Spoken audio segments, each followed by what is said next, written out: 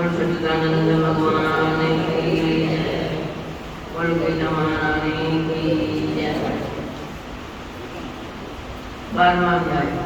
अर्जुन ने पूछा, इस प्रकार जो भक्त सदैव योग युक्त होकर आपकी उपासना करते हैं, जो व्यक्ति पार ब्रह्म को कहते हैं, इन दोनों में कौन सा श्रेष्ठ योगी है? श्री भगवान बोले, जो मेरे विषय में मन लगाकर श्रद्धापूर्वक मुझको भजते हैं वे उत्तम योगी हैं। परंतु जो इंद्रियों को संयम करके सर्वत्र समदृष्टि रखने वाले, सब प्राणियों के हित में लगे हुए, कथनीय, अव्यक्त, सर्वव्यापी, अचिंतनीय, निर्विकार, अचल, ध्रुव, अक्षर का भजन करते हैं, वे भी मुझे प्राप्त होते हैं। अव्यक्त में जिनका चित्त आसक्त है वह कष्ट अधिक पाते हैं, क्योंकि अव्यक्त गति को प्राणी कष्ट से पाते हैं। हे पार्थ, जो प्राणी अपने सब कर्मों को अर्पण करके मेरी शरण में आकर अनन्य भक्ति से मेरा ध्यान करते और पूजते हैं, उस शरण में आए हुए भक्तों का मैं थोड़े समय में ही मृत्यु युक्त संसार से उद्धार कर देता हूँ। मुझ में ही मन रखो, मुझ में ही बुद्धि रखो, तब तुम मुझी में निवास करोगे, इसमें कुछ संदेह नहीं। हे धनंजय, यदि इस प्रकार तुम मुझ में अपने चित्त को लगाने में समर्थ न हो तो अभ्यास योग द्वारा हमारे पाने के लिए बारंबार यत्न करो। यदि अभ्यास भी न कर सको तो मेरे उद्देश्य से व्रत आदि ही करो।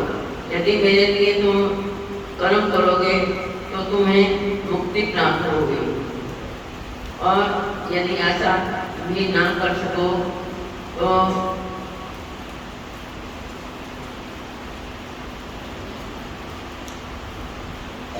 मन को रोककर अनन्य भाव से मेरी शरण में आओ और फल की आशा छोड़कर कर्म करो, क्योंकि अभ्यास से ज्ञान उत्तम है, ज्ञान से ध्यान श्रेष्ठ है, और ध्यान से कर्मों के फल को त्यागना श्रेष्ठ है।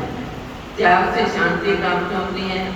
जो किसी से द्वेष नहीं करता सबका मित्र है, दयाधारी है, ममता और अहंकार जिसमें नहीं है, सुख दुख को जो समान जानता है, क्षमामान है, संतोषी है, संचित इंद्रियों को वश में रखता है, दृढ़ निश्चयवान है।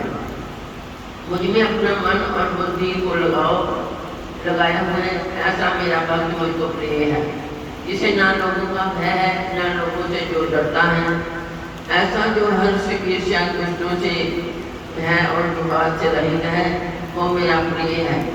जो कुछ मिले उसी में संतुष्ट, पवित्र, निष्पक्ष, निष्पाप, दुख रहित, फल की आशा त्याग कर कर्म करने वाला, ऐसा जो मेरा भक्त है वो मुझे प्रिय है। जो लाभ से प्रसन्न ना हो, किसी से द्वेष ना करे, इष्ट पदार्थ के नष्ट होने से दुखी ना हो, किसी वस्तु की इच्छा ना करे, शुभ तथा अशुभ दोनों का त्यागी हो, वह भक्त मेरा परम प्रिय है। जिसको शत्रु और मित्र, मान और अपमान, सर्दी और गर्मी, सुख और दुख समान है, और जो वासना से रहित है, जो निंदा और स्तुति को समान जानता है, जितना जो मिले उसी पर संतोषी, जो ये नहीं समझता कि ये मेरा घर है, जो मेहमान है, जो मेरा माँ प्यारा है, पर जो मुझ में श्रद्धा करके और मुझे मानकर इस अमृत के समान कल्याणकारक धर्म का आचरण मेरे उपदेश अनुसार करते हैं, वे मुझको अति प्रिय हैं।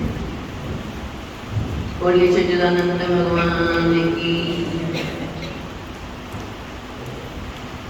हरिओम हरिओम हरिओम। 12वें अध्याय का महात्मा। श्री भगवान बोले, हे लक्ष्मी, अब 12वें अध्याय का महात्मा सुने। दक्षिण देश में सुखानंद नाम का राजा रहता था।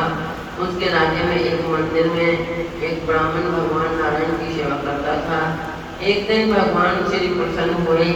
श्री नारायण जी गरुड़ पर सवार होकर आए और कहा, तेरी क्या कामना है? हे ब्राह्मण, गीता के 12वें अध्याय का पाठ करो, तब उद्धार होगा। तब उस विप्र ने भगवान की स्तुति की।